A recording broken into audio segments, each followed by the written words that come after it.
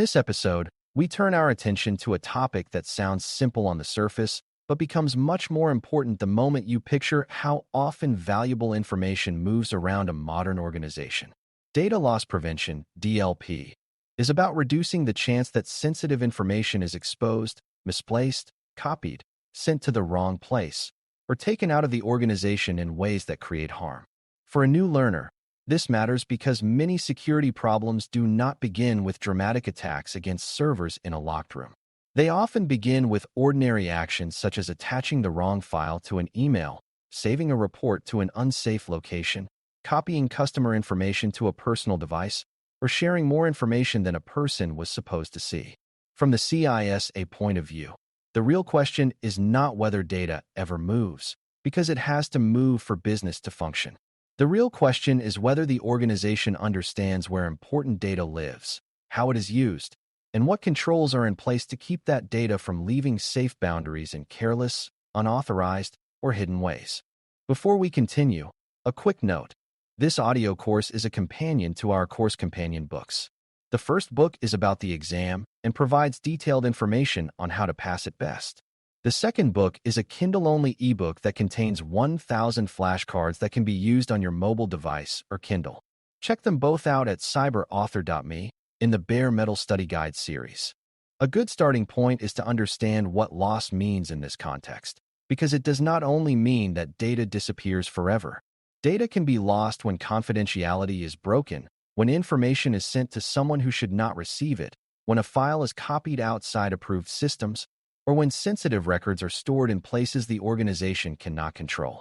In other words, the loss may be a loss of control rather than a loss of possession. A company may still have its copy of a document, but if an unauthorized person also has that document, the damage may already be done. This is why DLP is closely tied to confidentiality, privacy, and trust. Organizations hold information about customers, employees, finances, contracts, designs, operations, and future plans, and all of that data carries different levels of value and risk. If the organization cannot protect that information from careless handling or deliberate misuse, then strong firewalls and secure buildings will not fully solve the problem because the most important thing may still leak out through everyday work. One reason DLP deserves careful attention is that data moves constantly, often in ways people barely notice. Employees email documents to colleagues, upload files to collaboration platforms, copy text into presentations, print reports for meetings, download spreadsheets to review offline, and share information with partners, vendors, or customers. None of those activities is automatically suspicious, and that is exactly what makes the topic challenging. Security teams cannot simply block all movement because business depends on movement, yet they also cannot assume that all movement is safe. The problem becomes even harder when work is fast, remote, and spread across many systems. A user may not intend any harm at all and still create a serious exposure by syncing a sensitive file to a personal account or pasting restricted information into the wrong application. DLP exists to create visibility and control around those routine moments so the organization can allow necessary work while reducing the chance that important information slips into the wrong place through habit, haste, or confusion. Not all data requires the same level of protection, so one of the most important ideas behind DLP is that organizations need to know which information actually matters most. Customer records, payroll information, legal documents, product designs, merger details, health information, audit evidence, and strategic plans do not all carry the same business impact, but many of them can cause significant harm if exposed. Good control design begins with identifying sensitive data and understanding why it is sensitive. Some information is protected because laws or contracts require it. Some is protected because exposure would damage reputation, reduce competitive advantage, or disrupt operations. Some is protected because employees and customers reasonably expect privacy and careful handling. A beginner mistake is to think of data as one giant category that can be protected with one universal rule. In reality, organizations need to think about sensitivity, purpose, ownership, and context. A file containing public marketing language is not handled the same way as a file containing employee compensation records, and DLP works better when those distinctions are clear rather than vague. Once sensitive data is understood, the next question becomes where that data could leave safe control. Common channels include email, web uploads, file sharing services, collaboration platforms, removable media, local downloads, printing, screenshots, and even simple copy and paste actions between systems. A file can also move through backup processes, third-party transfers, mobile devices, and cloud storage paths that users treat as convenient shortcuts. These channels matter because data rarely announces that it is about to be mishandled. It travels through normal tools that employees use every day. That means DLP is not about guarding only one doorway. It is about paying attention to the many ways information can cross boundaries. A person might send a document to the wrong external recipient, store a report in an unsanctioned location, or move a confidential file to an unmanaged device without realizing the risk created by that action.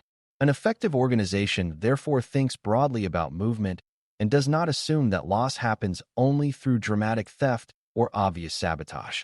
It is also helpful to separate accidental exposure from intentional misuse, even though both can be damaging. Many DLP events are caused by human error rather than bad intent. Someone may select the wrong attachment, misread an address, fail to notice that a document contains restricted material, or copy data into a system that is not approved for sensitive content. At the same time, organizations cannot ignore the possibility of deliberate actions. A dissatisfied employee might try to take information before leaving the company. A contractor might copy more data than necessary, or a compromised account might be used to move records outside the organization in a way that looks normal at first glance. This matters because controls must be designed to address both carelessness and abuse. If controls only assume good intent, they may miss insider risk. If controls only assume malicious behavior, they may fail to address the far more common reality of mistakes. DLP is most effective when it recognizes that ordinary people, under time pressure and with imperfect judgment, can create very real security problems even without any desire to do harm. Because of that, DLP starts with visibility before it becomes a tool for restriction. An organization needs to know where sensitive data exists, how it is labeled or recognized, who uses it, and what normal movement looks like. Without that foundation, controls become guesswork. One department may call a document confidential while another treats the same type of file as routine, and that inconsistency makes protection weak. Good practice often includes data classification, ownership, and policies that explain how important information should be stored, shared, retained, and discarded. The point is not to create paperwork for its own sake. The point is to make sure that people and systems can distinguish between information that can move freely and information that requires closer control.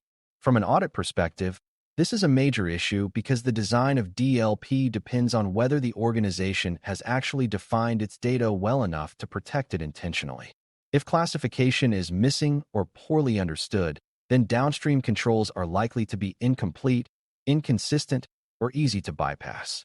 After visibility comes policy, because DLP depends on clear decisions about what should happen when sensitive data is used or moved. Some actions may be allowed without restriction, some may require approval, some may trigger an alert, and some may need to be blocked outright. The right balance depends on business risk, legal obligations, and operational reality. If rules are too loose, the organization may fail to notice damaging exposure until far too late. If rules are too strict, employees may struggle to do legitimate work and start looking for workarounds that create even more risk. This is why mature DLP programs are not based only on a technical product or a list of forbidden behaviors. They are based on thoughtful policies supported by technology, training, review, and exception handling. A control that blocks all external sharing may sound strong, but if the business must regularly send sensitive information to trusted partners, the control environment must reflect that need. Strong design always asks how to reduce risk while still supporting legitimate business purpose. Another important way to understand DLP is by thinking about the state of the data at the time protection is needed. Information can be stored, actively used, or moving between locations, and each situation creates different concerns. A file saved on a device or server needs protection from unauthorized access and careless storage. A document being edited, copied, or displayed on a screen needs protection from misuse during active work. Information traveling through email, messaging, file transfer, or application traffic needs protection as it moves from one place to another. These situations are connected, but they are not identical. A company might do a decent job controlling stored records while doing a weak job controlling what users can send outside the environment. Another might protect email well, but overlook local downloads or unsanctioned cloud storage. The lesson for a beginner is that DLP is not one single gate. It is a way of thinking about control across the full life of sensitive information, from creation through use, sharing, retention, and eventual disposal. Even with good policies, organizations still need a sensible way to monitor activity and respond when something looks wrong. DLP alerts can be valuable because they help teams notice patterns that humans may miss, such as repeated attempts to send restricted files, large transfers at unusual times, or movement of sensitive content to unapproved destinations. At the same time, raw alerts are not the same as strong security. If the system produces too much noise, the team may stop paying attention. If the rules are poorly tuned, legitimate work may be interrupted while risky behavior passes unnoticed in other areas. This is why DLP requires review, adjustment, and context. Security staff need to understand what an alert means, why it matters, and what action should follow. Auditors look for this maturity because a dashboard full of warnings is not proof of control effectiveness by itself. A better sign is a process that shows incidents are reviewed, false positives are managed, repeat issues are investigated, and lessons learned are used to improve both policy and operations over time. A simple example makes the concept easier to picture. Imagine an employee in finance who prepares a report containing salary details, account information, and internal forecasts. If that employee accidentally sends the file to an external contact with a similar name, the incident may not involve a sophisticated attack at all, yet the business impact could still be serious. Now imagine a different case where a staff member leaving the company starts copying sensitive files to a personal storage location in the days before departure. The first case is accidental, and the second looks deliberate, but both are DLP concerns because both involve the organization losing control over valuable information. Good controls may help in different ways by identifying the sensitivity of the file, warning the user, blocking the transfer, alerting security staff, or recording the event for investigation. These examples show why DLP is not only a technical idea. It is a business protection idea, because the real issue is whether the organization can notice, prevent, or respond before exposure grows into larger financial, legal, or reputational damage. Human behavior plays a major role here, which means DLP is never only about systems watching other systems. People need to understand what sensitive information looks like, why it matters, and what kinds of actions increase risk.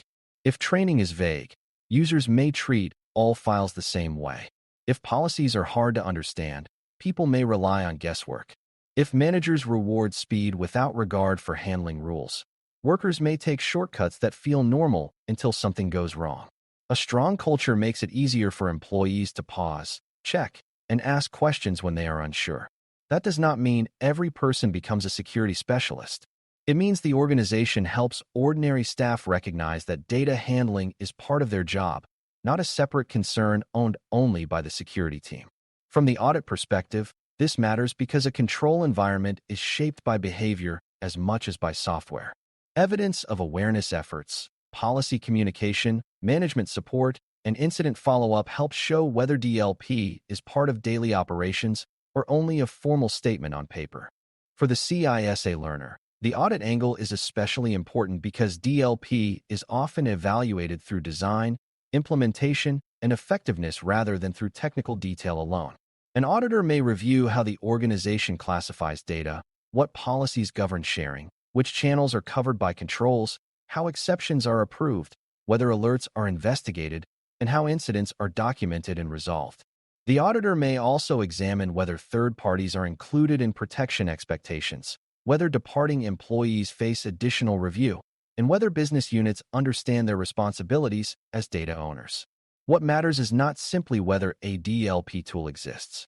The more important question is whether the organization can demonstrate that its protection approach matches the sensitivity of its information and the realities of how that information is used. A mature program shows ownership, consistency, evidence, and follow-through. A weak one often shows gaps between policy and practice, unclear responsibilities, blind spots in monitoring, and repeated incidents that do not lead to meaningful improvement.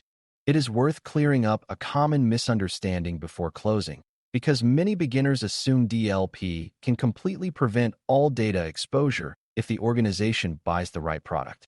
That expectation is unrealistic and can lead to disappointment or poor control decisions.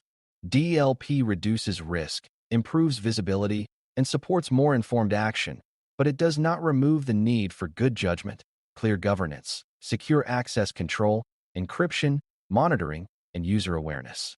A determined insider may still try to bypass safeguards, and a careless user may still find a new way to mishandle information. The goal is not perfection. The goal is to make sensitive data easier to identify, harder to misuse, and more visible when something unusual happens. That is an important difference. Strong security programs are built on layers of control, and DLP works best when it is part of a larger approach to protecting information rather than being treated as a single magical answer to every data handling problem. DLP should feel less like an abstract policy phrase and more like a practical effort to protect one of the organization's most important assets. Data creates value only when people can use it, but that same usefulness makes it easy to mishandle if clear boundaries and sensible controls are missing. The strongest approach begins with knowing what information matters, understanding how it moves, setting rules that reflect real business needs, watching for risky behavior, and teaching people how their daily actions affect confidentiality and trust. For auditors, the heart of the issue is whether the organization has turned that understanding into effective control design and measurable practice. For beginners, the big lesson is that data does not need to vanish to be lost. The moment an organization can no longer control who sees it, where it goes, or how it is used, the loss has already begun, and that is exactly why DLP remains such an important part of modern information security and audit work. Thanks for listening. For more audio courses, daily newsletters, and more, please visit baremetalcyber.com.